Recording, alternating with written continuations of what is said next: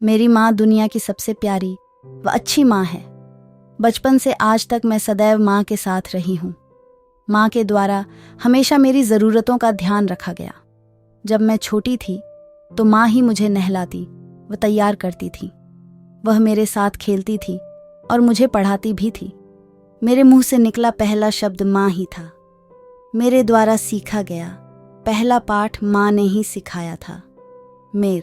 मेरे गिर जाने पर मुझसे ज्यादा वह रोती थी। वह मुझे मेरी गलती में डांटती भी थी, परंतु थोड़ी देर में मुझे प्यार भी करती थी। वह सदैव मेरे साथ मेरी छाया के समान रहती थी और आज भी है। पिताजी भी मेरा बड़ा ध्यान रखते हैं, परंतु माँ की बात ही अलग है।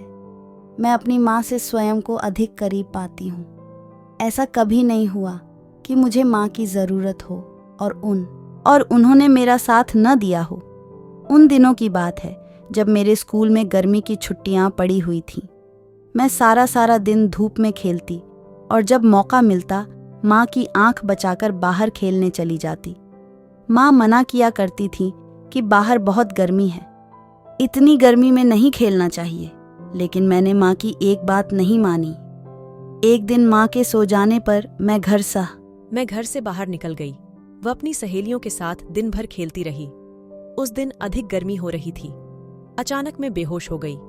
मेरी सहेलियों ने माँ को बुलाया। मेरे कारण माँ बहुत परेशान रही। डॉक्टर ने बताया कि मुझे गर्मी से ऐसा हुआ है। मुझे बुखार आ गया। मैं बहुत दिनों तक बीमार पड़ी रही। माँ उन दिनों मेरी दिन रात सेवा करती रही। वह मेरे लिए मैं घर से बाहर निकल गई। वह अपनी सहेलियों के साथ दिन भर खेलती रही। उस दिन अधिक गर्मी हो रही थी। अचानक